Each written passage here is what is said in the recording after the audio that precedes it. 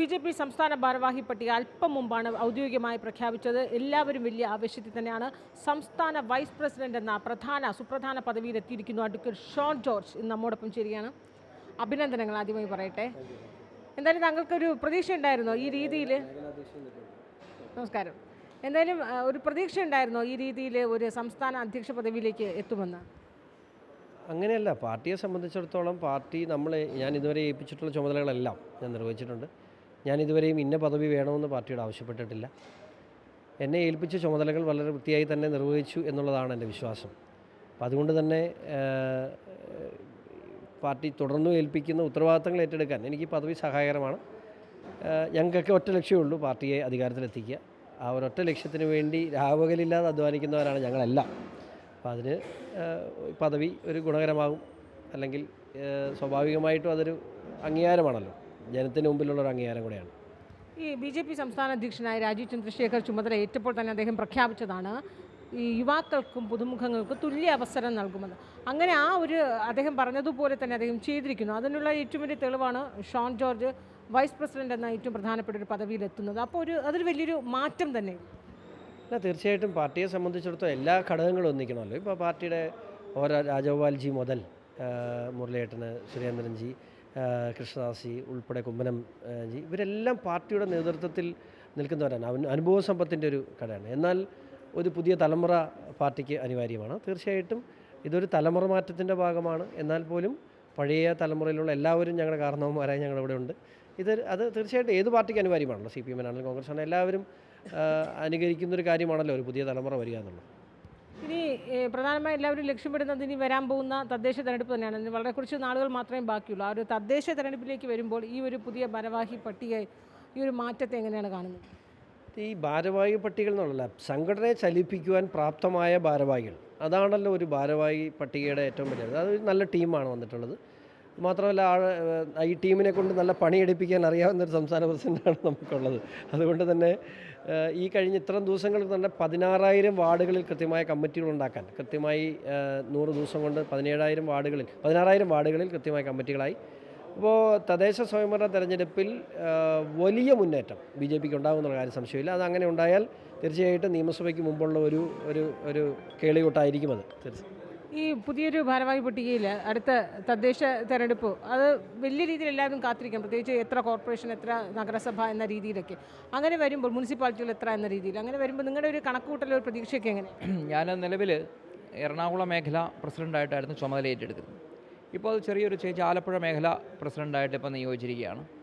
സ്വാഭാവികമായി ഇപ്പോൾ സൂചിപ്പിച്ചല്ലോ, കഴിഞ്ഞ തവണത്തെ കണക്ക് നമ്മൾ പരിശോധിക്കുന്ന സമയത്ത് ശരിക്കും പറഞ്ഞു കഴിഞ്ഞാൽ ഒരു 5 വോട്ടിൽ അല്ലെങ്കിൽ 3 വോട്ടിലൊക്കെ തൊട്ടടുത്ത് പരാജയപ്പെട്ട. ഇപ്പോൾ തന്നെ നമുക്ക് നല്ലൊരു മുന്നേറ്റം ഈ കേരളത്തിലുണ്ടെങ്കിൽ പോലും ജനപ്രതിനിധികളുടെ എണ്ണത്തിൽ സ്വാഭാവികമായ ഒരു പാർട്ടി എന്നുള്ള നിലയിൽ ചെറിയ വോട്ടുകളുടെ വ്യത്യാസത്തിൽ പരാജയപ്പെട്ട പോയ നിരവധി വാർഡുകൾ, അത് 5 വോട്ട് 10 വോട്ട് അങ്ങനെ ശരിക്കും പറഞ്ഞാൽ ഒരു 20-25 വോട്ടിന് വരെ തോറ്റുപോയ വാർഡുകൾ അത് വേറെ. അങ്ങനെ അതിനെയൊക്കെ ഐഡൻറ്റിഫൈ ചെയ്ത് വളരെ സുശക്തമായി ഇപ്പോൾ ഇവിടെ സൂചിപ്പിച്ചതുപോലെ, ഷോൺജി സൂചിപ്പിച്ചതുപോലെ ഞങ്ങളെല്ലാവരും തന്നെ ഞങ്ങളോട് പറഞ്ഞിരിക്കുന്നതനുസരിച്ച് നമ്മൾ പ്രധാനപ്പെട്ട ചുമതല പറയും. ഇപ്പം ഞാനാണെങ്കിൽ പോലും എൻ്റെ വാർഡ് നോക്കിയിട്ട് വേണം ബാക്കിയുള്ള കാര്യങ്ങൾ ചെയ്യാനെന്നാണ് നമ്മുടെ സംസ്ഥാന അധ്യക്ഷൻ്റെ ഒരു തീരുമാനം.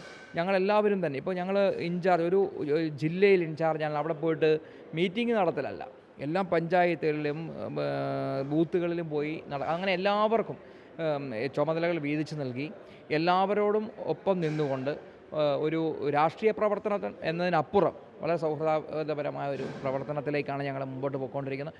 യാതൊരു സംശയവും വേണ്ട, വലിയൊരു തദ്ദേശ തെരഞ്ഞെടുപ്പിൽ ഒരു വലിയൊരു കുതിച്ചുചാട്ടം ഈ കേരളത്തിൽ ഇത്തവണ ഭാരതീയ ജനതാ പാർട്ടി അല്ലെങ്കിൽ NDA കാഴ്ചവെക്കുമെന്നുള്ള കാര്യം സംശയമില്ല. ഷോനോടാണ് ഇത് തദ്ദേശ തെരഞ്ഞെടുപ്പ് വരാൻ ഈ കുറച്ച് നാൾ മാത്രം ബാക്കി നിൽക്കുമ്പോൾ നിങ്ങൾ ഏറ്റവും കൂടുതൽ പ്രതീക്ഷിക്കുന്നത് കോർപ്പറേഷൻ എന്ന് പറയുമ്പോൾ അത് തിരുവനന്തപുരം കോർപ്പറേഷനാണ്, തൃശ്ശൂർ കോർപ്പറേഷൻ ഏറ്റവും കൂടുതൽ നിങ്ങൾ പ്രതീക്ഷ അർപ്പിക്കുന്നതാണ്. അതിനപ്പുറത്തേക്ക് മുനിസിപ്പാലിറ്റികൾ, അപ്പോൾ നിലവിൽ തന്നെ പാലക്കാട് നഗരസഭ അടക്കം നിങ്ങൾക്ക് ഭരണത്തിലുള്ള മുനിസിപ്പാലിറ്റികളുണ്ട്. ഇതൊക്കെ നോക്കുമ്പോൾ ഈ തദ്ദേശ തെരഞ്ഞെടുപ്പിൽ നിങ്ങളുടെ ഒരു മുന്നേറ്റം എന്ന് പറയുന്നത് ഒരു കണക്കുകൂട്ടൽ എങ്ങനെ? ഈ കണക്കുകൂട്ടൽ കൃത്യമായി എപ്പോഴും കൈകാര്യം ചെയ്യുന്ന വ്യക്തി കൂടിയാണല്ലോ ഷോൺ. കഴിഞ്ഞ കാലങ്ങളിൽ ഇല്ലാത്തൊരു വലിയ മുന്നേറ്റം മധ്യകേരളത്തിലുണ്ടാകും. പ്രത്യേകിച്ചും ഇപ്പോൾ തൃശ്ശൂർ ഒക്കെ കഴിഞ്ഞാൽ പ്രത്യേകിച്ചും എറണാകുളം, ഇടുക്കി, കോട്ടയം, പത്തനംതിട്ട ജില്ലകളിൽ വലിയ മുന്നേറ്റം ഇപ്രാവശ്യം പാർട്ടിക്കുണ്ട്. വലിയ ശാക്തിക മേഖലകളല്ലായിരുന്നു BJPയെ സംബന്ധിച്ച്. ഇന്ന് അങ്ങനെയല്ല. ഇന്ന് BJPയെ സ്നേഹിക്കുന്നൊരു വലിയ പക്ഷം ആളുകൾ ഇന്ന് ആ മേഖലയിലുണ്ട്. ഈ മേഖലയിൽ BJPക്ക് വലിയ മുന്നേറ്റം ഉണ്ടാക്കാൻ കഴിയുമെന്നാണ് എൻ്റെ വിശ്വാസം. തീർച്ചയായിട്ടും എൻ്റെ നിയോഗവും അതുതന്നെയാണ്. കോർപ്പറേഷനും ഒക്കെയുള്ളൊരു മുന്നേറ്റം നിങ്ങളെ ഇപ്പോൾ പ്രത്യേകിച്ച് ഈ തിരുവനന്തപുരം തൃശ്ശൂരൊക്കെ പ്രത്യേക ശ്രദ്ധ കേന്ദ്രീകരിച്ച് ലക്ഷ്യമിടുന്നുണ്ടോ, അതോ എല്ലാം ഇത് കേരളത്തിലെ മുഴുവൻ കോർപ്പറേഷനുകളും ഒരുപോലെ തന്നെയാണോ? തിരുവനന്തപുരത്ത് ഇടതുപക്ഷവും വലതുപക്ഷവും ഒരുമിച്ച് നിന്നാണ് BJPയെ എല്ലാ കാലത്തും പ്രതിരോധിച്ചുകൊണ്ടിരുന്നത്. ഇനി ആര് പ്രതിരോധിച്ചിട്ടും കാര്യമില്ലാത്ത രീതിയിലേക്ക് തിരുവനന്തപുരം കോർപ്പറേഷൻ വളർന്നു കഴിഞ്ഞു. ഒരു തരത്തിലും BJPയെ തടയാൻ കഴിയില്ല. തൃശ്ശൂർ അതുപോലെയാണ്. മാത്രമല്ല എറണാകുളം നമുക്ക് താരതമ്യേന വളരെ സ്വാധീനം കുറഞ്ഞ മേഖലയായിരുന്നു. നമുക്ക് കുറച്ച് കൗൺസിലേഴ്സ് ഉള്ളൂ. പക്ഷേ എറണാകുളം കോർപ്പറേഷനിലുമൊക്കെ നമുക്ക് ഗംഭീരമായ മുന്നേറ്റം ഞങ്ങൾ കാഴ്ചവെക്കും. അതിന് ഒരു സംശയവുമില്ല. മുനിസിപ്പാലിറ്റികൾ ഞാൻ പറഞ്ഞില്ലേ, ഈ പറയുന്ന ജില്ലകളിൽ പോലും ഞങ്ങൾ മുനിസിപ്പാലിറ്റികൾ ടാർഗറ്റഡാണ്. നമ്മൾ വളരെ നല്ല പ്രവർത്തനം താഴെത്തട്ടിൽ, വളരെ താഴെത്തട്ടിൽ ഇത്രയും വലിയൊരു മുന്നൊരുക്കം അല്ലേ ഒരു കാലത്തും BJP നടത്തിയിട്ടില്ല. ഇലക്ഷൻ 5 മാസം മുമ്പ് മുഴുവൻ ബൂത്ത് കമ്മിറ്റികൾ, മുഴുവൻ വാർഡ് കമ്മിറ്റികളും രൂപീകരിച്ച് ഒരു വാർഡിൽ 5 അംഗ സമിതി, എല്ലാ വാർഡിലും കൺവീനർ, കോ കൺവീനറും 3 അംഗ സമിതി ഉൾപ്പെടുന്ന 5 അംഗ സമിതി രൂപീകരിച്ചു. അവരുടെ നേതൃത്വത്തിൽ വാർഡ് കൺവെൻഷൻ ഈ ദിവസങ്ങളിൽ നടക്കുകയാണ്. വലിയ ഗംഭീരമായ ഒരു പദ്ധതിയാണ് BJP ആസൂത്രണം ചെയ്ത് മുമ്പോട്ട് പോകുന്നത്. മറ്റൊന്ന്, ഈ നിങ്ങളിപ്പോൾ BJP കുറേ കാലമായി കേരളത്തിൽ ലക്ഷ്യമിടുന്നത് മറ്റു സമുദായങ്ങളെ ഒപ്പം നിർത്തുക എന്നുള്ളതാണ്. അതിൽ ഏറ്റവും അധികം ശ്രദ്ധ കേന്ദ്രീകരിക്കുന്നത് ക്രൈസ്തവ സഭയെ അല്ലെങ്കിൽ ക്രൈസ്തവ സമുദായത്തെ ഒപ്പം ചേർത്തുക എന്ന് പറയുന്നത്. അതിൻ്റെ ഒരു ഭാഗമായി തന്നെ ഈ ഭാരവാഹികളുടെ പട്ടിക നമ്മൾ നോക്കുമ്പോൾ അതിൽ പ്രത്യേകിച്ച് ജനറൽ സെക്രട്ടറിയായി അനൂപ് ആൻ്റണി വരുന്നു, വൈസ് പ്രസിഡൻ്റ് എന്ന പ്രധാന പദവിയിൽ ഷോൺ ജോർജ് വരുന്നു. ഈ രീതിയിൽ സഭയെ കൂടി അല്ലെങ്കിൽ ക്രിസ്ത്യാനികളിലേക്കൊരു ഒരു കടന്നു കയറ്റം അല്ലെങ്കിൽ ആ രീതിയിലേക്കൊരു ആകർഷണം ഈ ഭാരവാഹി പട്ടികയിലൂടെ അതും കൂടി ലക്ഷ്യമിടുന്നു എന്ന് വിലയിരുത്താം. BJPയുടെ സ്ഥാനാർത്ഥി പട്ടിക എടുത്ത് പരിശോധിച്ചാൽ എല്ലാ വിഭാഗത്തിൽപ്പെടുന്ന ആളുകളുണ്ട്. അത് ക്രൈസ്തവരുണ്ട്, ഹൈന്ദവരുണ്ട്, മുസ്ലിം സഹോദരങ്ങളുണ്ട്. ഇപ്പോൾ അബ്ദുൾ സലാം സാർ വൈസ് പ്രസിഡൻ്റാണ്, എന്നോടൊപ്പം അദ്ദേഹം വൈസ് പ്രസിഡൻ്റാണ്. അപ്പോൾ ഇന്ന വിഭാഗമൊന്നുമില്ല, എല്ലാ വിഭാഗങ്ങളെയും സബ്കാ സാത്ത് സബ്കാ വികാസ് എന്ന കൺസെപ്റ്റിൽ പോകുന്ന രാഷ്ട്രീയ പ്രസ്ഥാനമാണ്. എല്ലാ വിശ്വാസങ്ങളെയും നമ്മളിവിടെ വർഗീയ സംഘടനയായിട്ടും വർഗീയ പാർട്ടിയായൊക്കെ വിശേഷിച്ചവർക്കുള്ള ഒരു തിരിച്ചടി കൂടിയാണ് ഈ ലിസ്റ്റ്. കാരണം എല്ലാ വിഭാഗങ്ങളും, പട്ടികജാതി വിഭാഗങ്ങൾ ഇന്നൊന്നുമില്ല, എല്ലാ വിഭാഗങ്ങളെയും കൃത്യമായി ഉൾക്കൊള്ളിച്ചുകൊണ്ടുള്ളൊരു സമ്പൂർണ്ണ ലിസ്റ്റ്, ഒരു വിഭാഗത്തെയും ഒഴിവാക്കിയിട്ടില്ല. BJP എല്ലാ വിശ്വാസങ്ങളെയും ബഹുമാനിക്കുന്ന രാഷ്ട്രീയ പ്രസ്ഥാനമാണ് എന്ന് ഒരിക്കൽ കൂടി പറയുന്ന ഒരു ലിസ്റ്റ് കൂടിയാണിത്. ഷോൺ ജോർജിന് ഒരു പ്രത്യേകിച്ചൊരു ഉത്തരവാദിത്വം കുറച്ച് കൂടുതൽ ഉണ്ടാകുമല്ലോ. ഇനിയിപ്പോൾ വൈസ് പ്രസിഡന്റ് എന്ന പദവി കൂടിയാണ്. അതുകൊണ്ട് തന്നെയും കോട്ടയമാണ് താങ്കളുടെ ജില്ല. കോട്ടയം, പ്രത്യേകിച്ച് അടുത്ത് കിടക്കുന്ന തൃശ്ശൂരിലെ ലോക്സഭാ തെരഞ്ഞെടുപ്പോടുകൂടി തൃശ്ശൂരിലെ BJPയുടെ ഒരു മുന്നേറ്റം എത്രയാണെന്ന് നമ്മൾ കണ്ടറിഞ്ഞു കഴിഞ്ഞിരിക്കുന്നു. അതുകൊണ്ട് തന്നെ ഈ തൃശ്ശൂർ, കോട്ടയം, എറണാകുളം ഈ ജില്ലകളൊക്കെ കേന്ദ്രീകരിച്ച്, അതായത് ക്രൈസ്തവ മലയോര കർഷകർക്ക് ഏറ്റവും കൂടുതൽ പ്രാതിനിധ്യമുള്ള ഈ മേഖലകൾ, ഈ ജില്ലകളൊക്കെ മധ്യ തിരുവിതാംകൂർ എന്ന് പറയുമ്പോൾ അത് ഏറ്റവും പ്രധാനമാണ് കേരള രാഷ്ട്രീയത്തിൽ. അപ്പോൾ ഈ മധ്യ തിരുവിതാംകൂറിൽ BJPയുടെ ഒരു പ്രതിനിധി അല്ലെങ്കിൽ BJPയുടെ ഒരു മുഖമായി ഷോൺ ജോർജ് വളരട്ടെ, അങ്ങനെ ഒരു ലക്ഷ്യം കൂടി താങ്കൾ ഈ വൈസ് പ്രസിഡന്റ് എന്ന പദവിയിലേക്ക് വരുമ്പോൾ അങ്ങനെ ഒരു ലക്ഷ്യം കൂടി ഉണ്ടാകുമോ?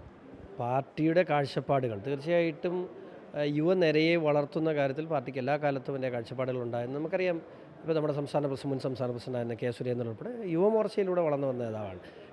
വി മുരളീധരൻ യുവമോർച്ചയിലൂടെ വളർന്നു വന്ന നേതാവാണ്. ഇവരൊക്കെ അങ്ങനെ യുവനിരയെ വളർത്തിയെടുക്കുന്ന കാര്യത്തിൽ പാർട്ടി എല്ലാ കാലത്തും ശ്രദ്ധ കേന്ദ്രീകരിച്ചിരുന്നു. അതിനൊരു സമുദായമൊന്നുമല്ല. ഞാൻ കോട്ടയത്തെ ജില്ലാ പഞ്ചായത്ത് മെമ്പറായ ഒരു വ്യക്തിയാണ്. സ്വാഭാവികമായിട്ടും എൻ്റെ സ്ഥാനലബ്ധി കോട്ടയത്തെ പാർട്ടിക്ക് ഗുണം ചെയ്യും. അതാണല്ലോ എൻ്റെ കടമയും. തീർച്ചയായിട്ടും ആ ഉത്തരവാദിത്വം ഞാൻ ഏറ്റെടുക്കുകയാണ്. ആ കടമ നിർവഹിച്ചിരിക്കും.